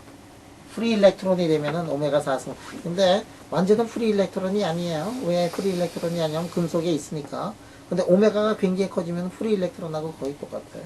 여러분들 에너지를 굉장히 세게 흔들어주면 금속 안에 있는 일렉트론들은 프리 일렉트론이라고 간주해도 괜찮고 프리 일렉트론 모델에 의해 가지고 거기에다가 피팅에다가 콘스탄트 하나 넣어가지고 여기에 거를 엑스트라폴레이션 하면 이게 나온다 이거예요. 아 그렇게 깊을 수가 없어. 갑자기 여기부터 여기까지 그냥 쫙 한 큐에 그냥 다 가버리니까 측정을 안 해도 그 공식에다 넣어가지고 사람들이 과감하게 넣던 그 공식이 우리 소나기에 딱 들어왔대. 그래서 올리고 내리고 해가지고 쫙 한 다음에 그 다음에 이거를 이제 프로그램을 우리가 짰어요. 근데 이 프로그램을 짜는 거 처음에는 뭐 한 번도 이런 거 해본 일이 없으니까 가슴이 떨리지만 사실은 프로그램 짠 게 아니고 그 세미나 해러 왔던 아저씨한테 차를 잘 사주고 프로그램을 얻었어. 이게 더 빨라. 그 짜는 거야. 그래가지고 프로그램 짜가지고 외부 사람들은 짰는지 알지만 우리는 비껴와가지고 그래서 해가지고 세타 오메가를 딱 구했어. 왜냐하면 처음 프레퀀시에 대한 데이터 있겠다. 근데 지금 보니까 이게 프로그램 짜는 거 1도 아니야, 그지? 이거 근데 옛날 우리 때만 해도 프로그램 짜는 게 어려웠어요. 그때만 해도 PC라는 게 전혀 없었고 프로그램을 짜려면은 이렇게 탁 타이프를 하면 펀치라 그래가지고 구멍 뽕뽕뽕뽕 뚫어가지고 그거 가지고 컴퓨터에 가서 컴퓨터가 쭉 읽어가지고 하던 때거든. 그러니까 한 번에 프로그램을 짜서 에러가 없이 나와야 되는데 아니면은 펀치를 해가지고 구멍 뚫어가지고 그 당시니까 프로그램이라는 게 진짜 상업화되는 것도 하나도 없고 그러던 때 이거를 해가지고 세타를 구해가지고 크레모스 크로닉 릴레이션을 해가지고 그래가지고 했더니 우리가 좋은 논문을 썼어요. 그래가지고 좋은 논문 써서 진짜로 좋은 논문 써가지고 그래가지고 피지컬 리뷰에 논문이 촤촤촤 나와가지고 그래서 해피엔딩으로 끝나는 그런 경험이 있거든. 크레모 크로닉 그거 있으면 다이렉트릭 콘스탄트를 우리가 지금 리플렉션을 탁 재가지고 지금도 이제 두렵지 않아. 지금도 어떤 물질이 있다. 이 물질의 성질을 한번 리플렉션 딱 친 다음에 위아래 탁탁탁 연결한 다음에 크레모스 크로닉 딱 돌리면 이 물질에 대해서 모든 거 다 알아낼 수가 있다. 그래서 오늘은 크레모스 크로닉에 대해서 이제 공부를 했으니까 여러분들이 이제 이 정도만 알면 일생에 크레모스 크로닉 한두 번은 꼭 쓸 기회가 있을 거예요. 레스폰스 펑션이라는 거, 그 중요한 레스폰스 펑션, 옵티컬 레스폰스 펑션뿐만 아니라 여러 가지 종류의 레스폰스 펑션이 있는데 그거의 리얼 앤드 이미지너리 파트가 이렇게 연결이 되어 있다는 거, 그거를 알면은 우리가 컴플렉스 베리어블에 대한 두려움이 없어지면서 그러면서 자연을 우리가 좀 더 깊게 이해를 할 수 있을 거예요. 여기까지 지금 크레모스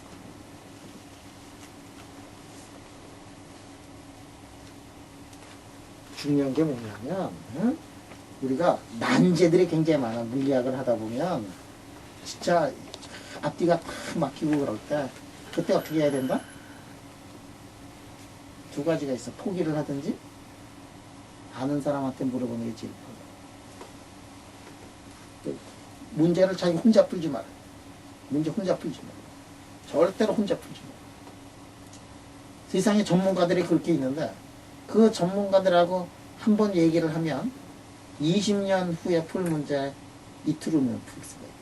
그래서 전문가들이 있으니까 자꾸만 얘기하고 토론하고. 그래서 나는 숙제도 혼자 하지 말라 그래. 숙제도 여러분들 지금이야 숙제 혼자 해도 풀지 조금 있다가 봐. 숙제 하나하나가 옛날에 논문 하나였다고. 그거 못 푼다고 말이지 가슴 쥐어짜고 고민하고 그러지 말이야. 응? 숙제 안 풀리면은 먼저 푼 사람하고 토론하고. 그래서 혼자 공부하면은 만년 걸려도 안 되는 것들이 우리 선조들이 많이 풀어놓고, 그래서 토론하고 논문 찾아보고 그러면 금방금방 가는 거라. 응? 자. 질문?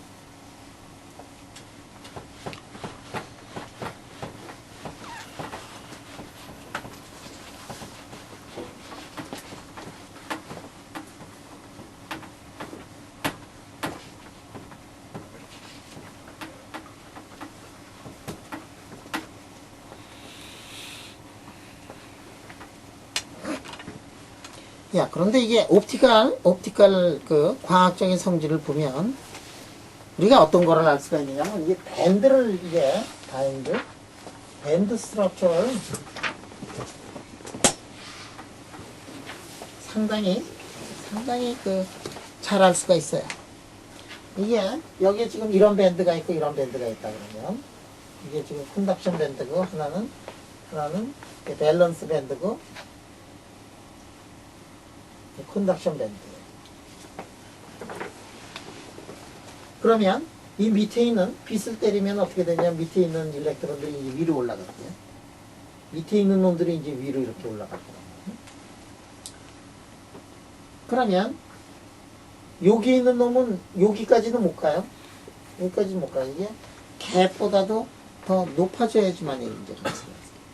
그러니까 이거를 해보면 뭐를 알아낼 수가 있느냐면은, 옵티컬 프로퍼티를 공부를 해보면 갭의 크기를 알아낼 수가 있어요. 갭의 모양도 알아낼 수가 있어요. 이게 예를 들어 가지고 여기에서 이렇게 지금 이렇게 있어가지고 이렇게 있는데,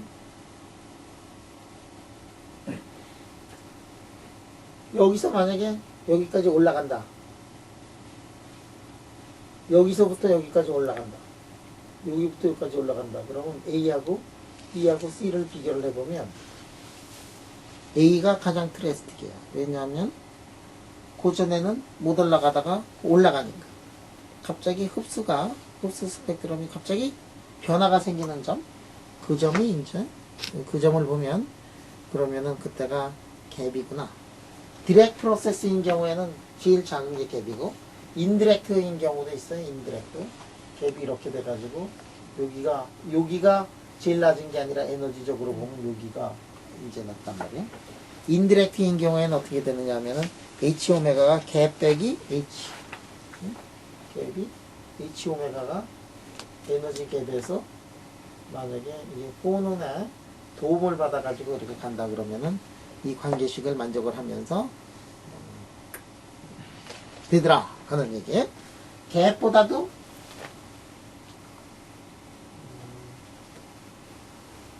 포논 여기다가 요 갭을 가는데 직접을 못 가고 포논이 하나 도와줘야 되는 거다 이게.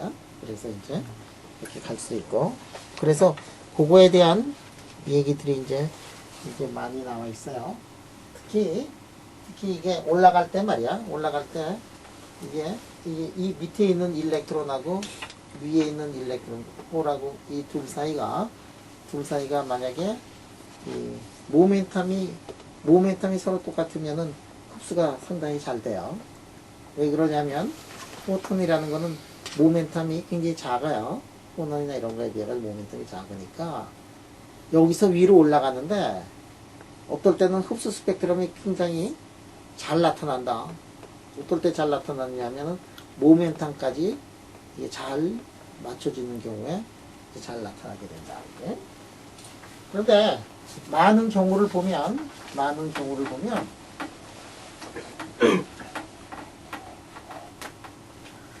이렇게 있으면 많은 경우에 이런 것도 있으면 여기에 이런 것들이 이제 있어요. 그게 이른바 뭐냐면 엑스톤이라는 게 있다 그랬잖아.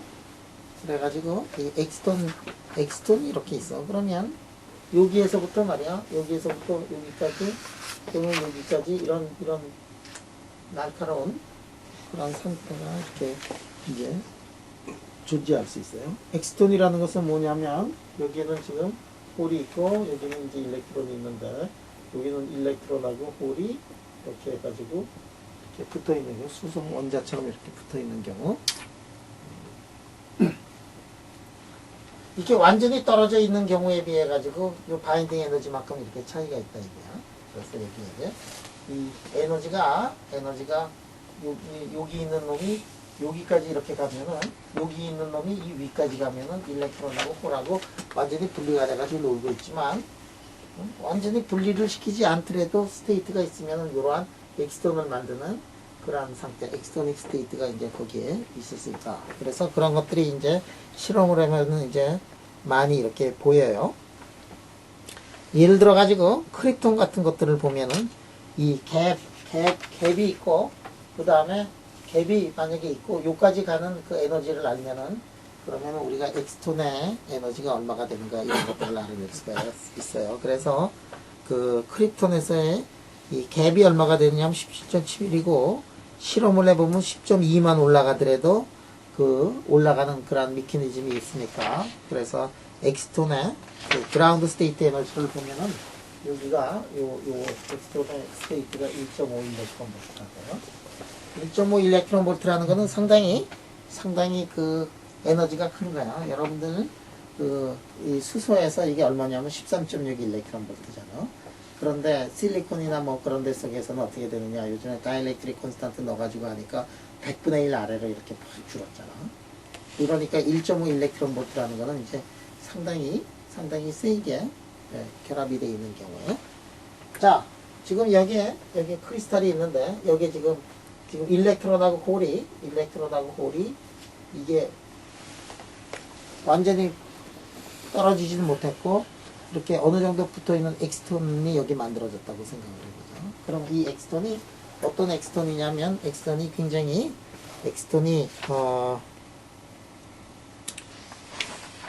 상당히 세게 이제 붙어 있는 그러한 경우예요.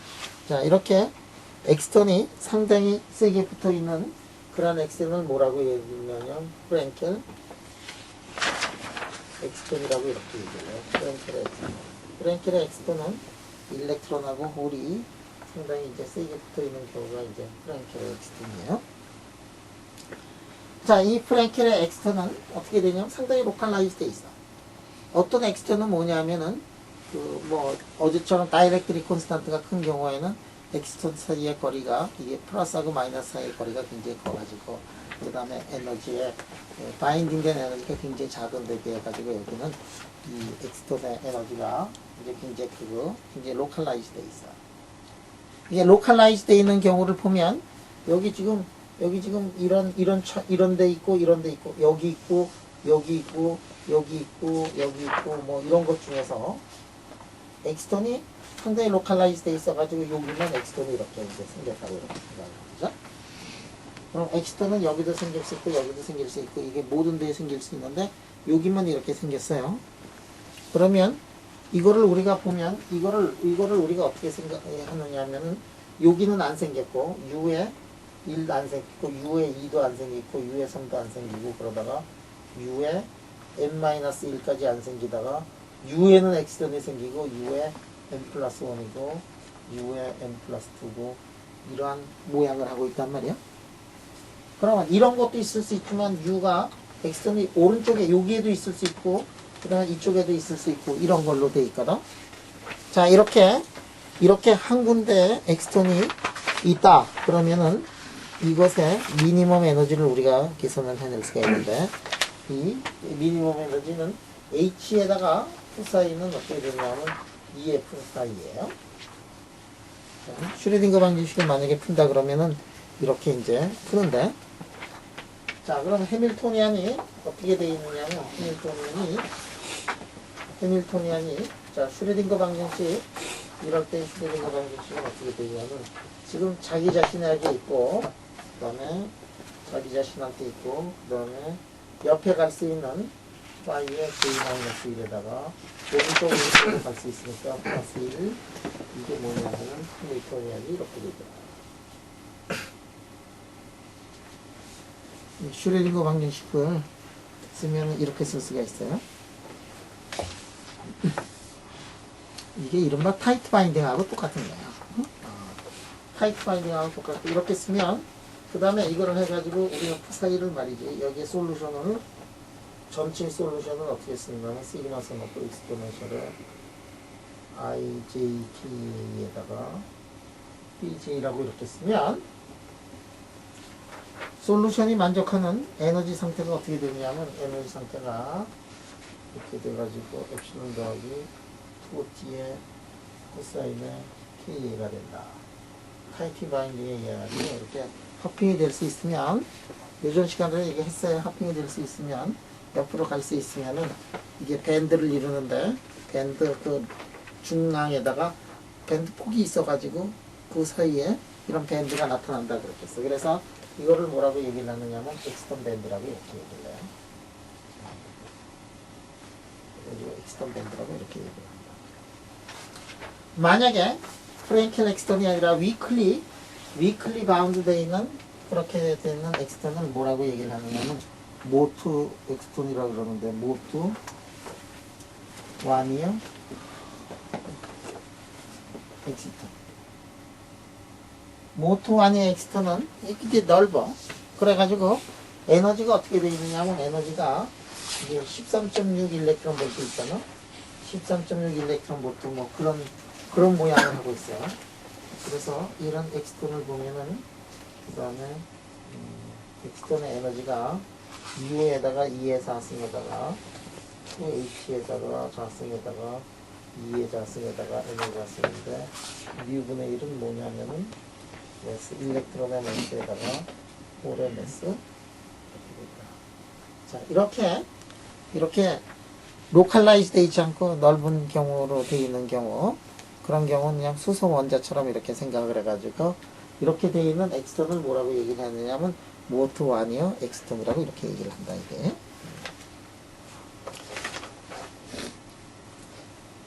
자, 그러면 이 엑스턴이 이제 상당히 재미난 그런 모양새를 가지고 있어요.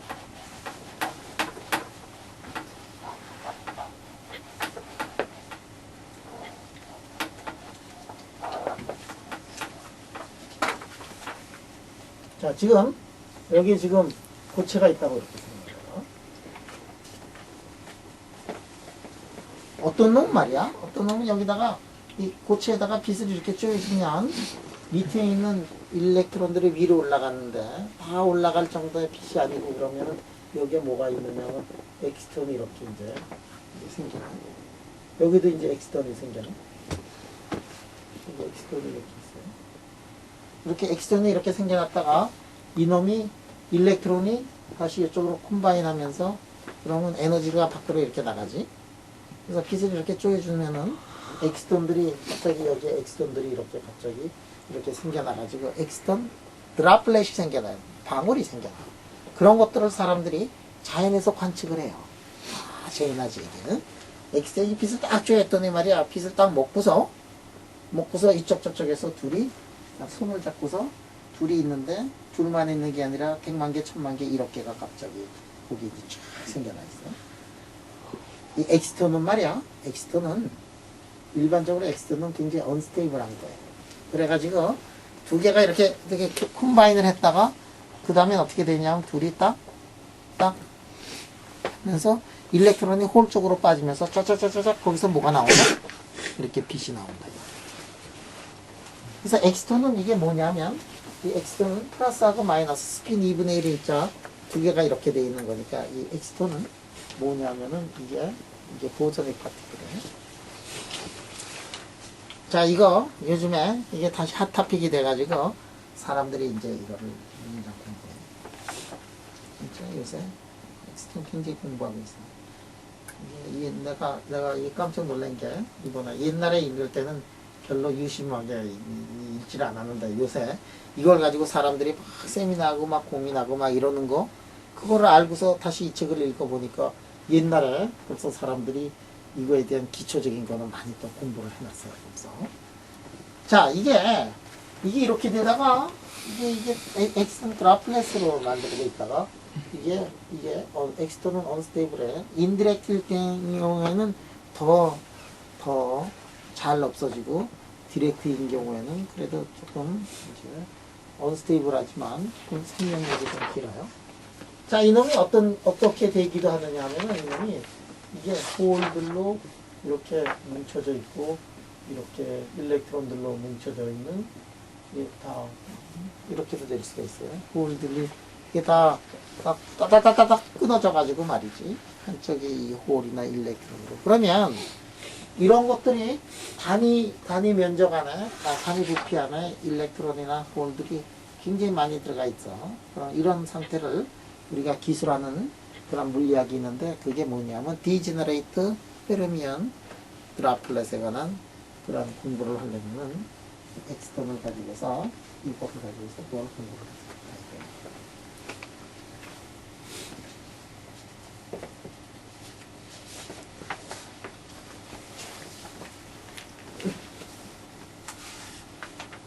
교수님, 그럼 엑시톤은 그 홀하고 일렉트론이 결합되기 전 단계로 둘이 이렇게 묶여가지고 돌아다니는 그런 거. 이게 결합이 된 거고, 이렇게 돼가지고 두 개가 이 지구 둘레를 이렇게 도는 것처럼, 핵 둘레를 이렇게 도는 것처럼. 근데 이게 무게가 이제 그렇게 차이가 나질 않아요.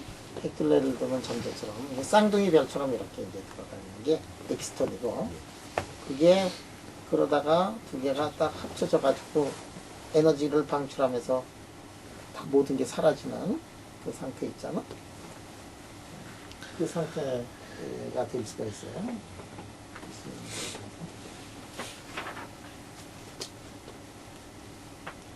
그 다음에 이 책에 라만이 있고, 그 다음에 책에서, 그 다음에 일렉트론 스펙트로스코피에 관한 얘기들이 이제 좀 나와요. 라만은 뭐냐? 이 라만을 설명하려고 그러니까, 라만 스펙트로스코피를 내가 설명을 하려니까 할 필요가 없을 것 같아. 양자 시간에도 설명했어, 그지? 양자 시간에 이게 30% 되게 많이 빠진 것 같아. 이게 뭐, 라만도 다 설명했잖아. 인프라레드 스펙트로스코피, 라만 스펙트로스코피. 그래도 이제 한 번 더, 양자표 안 들은 사람들도 있으니까. 경하나 라만이 뭐지? 사람 이름이다. 그래, 맞아. 라만 아저씨가 어떤 사람이지? 어디에서 어느 나라 사람이지? 경환이가 이 수업 시간에 열심히 들었던 것 같은데, 어느 나라 사람이야? 이런. 그럼 내가 힌트 줄게. 타고르가 어느 나라에서,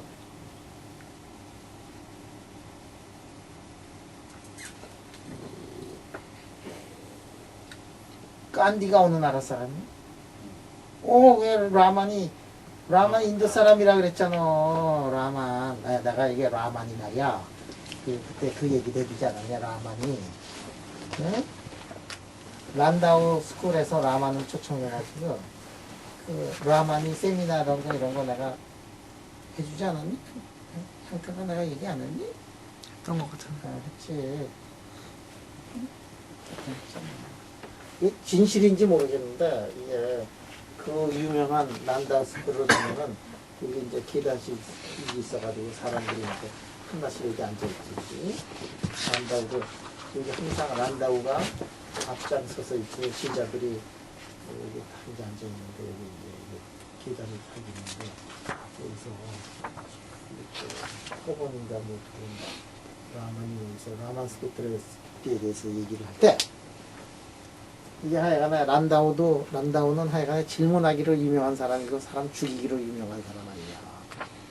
근데 이제 질문을 하는데 이 라만도 또 인간이 이 자존심이 센 사람으로 또 유명해. 인도 아저씨 라만이. 그래가지고 란다우가 막 질문하고 그러니까 라만이 이 무시하고 말이지. 그따고 질문하느냐 뭐 무시하고 막 그러니까 란다우가 드디어는 못 참고 이 위로 연단 위로 이렇게 막 올라가는 거를 어떻게 했다 그랬잖아. 란다가 올라오는 거를 라만이 머리를 이렇게 밀어가지고 엉덩방아 찍고 그날 세미나 그걸로 끝났다 그러는 얘기 안 했나 내가? 이게 란다우가 이게 라만 스펙트로스코피 할 때 라만 스펙트로스코피는 레이저가 있어야 된다 그랬잖아. 레이저가 있어야 되는데 그 당시 레이저가 없어가지고 이 아저씨가 수은등을 가지고서 이렇게 실험도 하고 그 다음에 어떻게 했느냐면은 이제 빨간색 종이 단딱 종이 그걸 가지고서 여기다가 지료를 놓고 단딱 종이 놓고 태양을 향해 가지고 이렇게 해가지고 하니까 그 빨간색만 들어오니까 이게 굉장히 인텐시티가 작은 단일광을 가지고서 라만 스펙트로스코피를 이렇게 측정을 했다.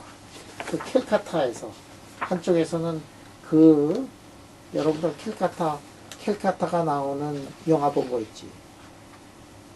무슨 뭐 시티 오브 조인가 그거 나오는 게 캘카타 아니냐. 그 인도의 가장 가난한 사람들이 살고 있는 그 바로 옆에서 라만 실험을 해가지고 노벨상이 나오는 그게 내가 해줬는데 한 2번은 해줘. 라만에 대해서 라만이 중요하다 뭐 이런 거는 내가 몇 번 하지 않았니? 몇 번 했는데 라만이 인도 사람이다 그것도 내가 얘기해줬는데 이 라만 말이야 인프라레드 스펙트로스코피하고 라만 스펙트로스코피의 차이점 내가 얘기했었지. 라만하고 인프라레드 뭐가 다르다. 하나는 포랄리저빌리티를 가지고 하고 하나는 아이폰 모멘트 뭐 이래가지고 그 다음에 그 스톡스 라인, 앤티 스톡스 라인까지 내가 다 설명을 했었던 것 같은데 어떻게 얘기 안 했니 내가? 스톡스, 앤티 스톡스는 얘기 안 했어? 그런 게 있어. 이게 라만하고 인프라레드는 뭐냐면 라만은 레이저 빛을 쪼여가지고 I 오메가의 레이저 빛을 이렇게 쪼이면 그게 이 물건하고 이렇게 겹쳐가지고 샘플을 겹쳐가지고 나오는 게 프레퀀시가 이렇게 높아진 거하고 프레퀀시가 낮아진 거 두 개가 나온다 그런 얘기를 한 적이 있어요. 왜 그렇게 되느냐 하는 것들도 유도를 해줬고 포랄리저빌리티 문제다 뭐 이런 얘기를 했었고 그 다음에 이거 두 개 사이에 인텐시티의 차이가 있어. 하나는 포논을 크리에이션 하면서 포논을 크리에이션 하면은 에너지를 뺏겼기 때문에 오메가 마이너스 오메가 제로로 나오고 하나는 포논 있는 거를 받아서 오는 거기 때문에 그런 거는 포논을 있던 거를 가지고 가져오면서 이렇게 된다. 그러면 포논이 하나는 있던 놈이고 하나는 크리에이션 하는 거고 그러니까 인텐시티의 차이가 있고 그걸 가지고서 우리가 온도조차 알아낼 수가 있다. 그런 얘기를 내가 한 적이 있는 것 같기도 하고 그래요.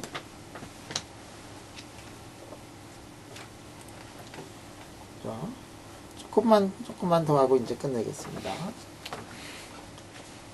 약속이 있어가지고. 자, 뭐를 하느냐면, 그 다음에 라마는 또 그래서 구렁이 담 넘어가듯이 이제 넘어가요. 옛날 공부했으니까.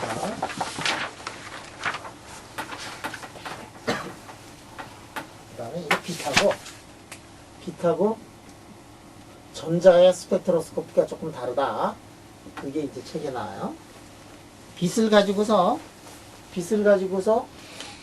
짜자자자잔 해가지고 이렇게 나오는 거하고 일렉트론을 가지고 작은 심필릿 이게 일렉트론 가지고 샘플을 때리면은 샘플의 두께가 이게 두꺼우면 일렉트론이 패스를 못하잖아, 그지? 빛도 이제 마찬가지지만 빛은 그래도 어떨 때는 두꺼운 것도 통과할 수가 있어요. 얇은 것도는 통과를 하지만 어떨 때는 빛은 말이야. 빛은 잘 통과할 때는 어떻게 해야 되느냐 하면 샘플이 두꺼워야지 샘플을 알아낼 수가 있어요. 너무 잘 통과해가지고 100% 다 통과하면 샘플이 있는지 없는지도 잘 모르고 그런 거 아니야. 그래서 빛은 이렇게 놓고서 잘 안 통과할 때는 얇게 만들어야 되고 통과할 때는 두껍게 만들어가지고 이제 실험을 하는데, 그랬을 때 이 빛이 말이야. 빛을 놓고서 이렇게 했을 때 이게 빛은 무엇에 비례하느냐 하면 에너지. 빛은 에너지가 이게 통과되는 스펙트럼에 그 흡수되는 양이 다이일렉트릭 콘스탄트의 이미지너리 파트에 이 관계가 되고, 차지인 경우에는 어떻게 되느냐면, 차지인 경우에는 이미지너리 파트에 다이일렉트릭 콘스탄트의 역수에 해당하는 거. 자, 흡수되는 거는 빛인 경우에는 이미지너리 파트의 엡실론이 관계가 되고, 일렉트론 러스 스펙트로스코피일 때는 이 이미지너리 파트의 1/에 이렇게 관계가 된다. 왜 그렇게 되느냐 하는 게 이제 나와 있어요. 여러분들이 요거는 빛인 경우에는 이거는 전자기학 시간에 아마 다 공부를 했을 거고, 그러면은 일렉트론인 경우에는 어떻게 되느냐, 여러분들 그 D하고 E가 파워는 뭐에 비례하느냐 하면은 리얼 파트 오브 일렉트릭 필드에다가 리얼 파트 오브 파워는 이 D로 에너지가 E 곱하기 D이기 때문에 파워는 어떻게 되냐면 E에다가 라운드 D, 라운드 T에 비례하게 돼요. 빛인 경우에는 이게 D가 앞으로 나와가지고 크로스 스펙트럼이 이 다이일렉트릭 콘스탄트의 이미지너리 파트에 이제 관계가 되고, 일렉트론인 경우에는 이게 한 단계 이게 밑으로 거꾸로 들어가요. 왜냐하면 D가 무엇에 관계되느냐 하면 리얼 차지에 관계되고 있기 때문에. 그래서 공식을 넣어가지고 해보면 일렉트론인 경우에는 이미지너리 파트의 1/에 의 이미지너리 파트고, 그 다음에 빛인 경우에는 이게 조금 달라요. 그 다음에 여러 가지 스펙트로스코피가 있는데 책에는 그냥 이름만 이렇게 쭉 나와 있어. 그 다음에 예를 들어 가지고 알히드가 뭐냐 이런 것들도 그냥 이름만 나와 있고, 그 다음에 XPS, X-ray photo emission spectroscopy, ultraviolet photo emission spectroscopy, 그 다음에 OJ spectroscopy, ESCA, electron spectroscopy for chemical analysis 등등 여러 가지들이 나오는데, 이런 것들은 하나하나가 엄청나게 헤비한 그런 서브젝트들이에요. 하나하나 스펙트로스코피가 만들어질 때마다 거의 노벨상이 하나씩 나오고 그러던 것들인데, 그런 것들이 책에는 그냥 제목만 나와 있어. 제목만 나와 있어. 그럼 나는 그나마 제목도 얘기 안 하고 오늘은 수업 여기서 끝나겠습니다. 가까이 봐.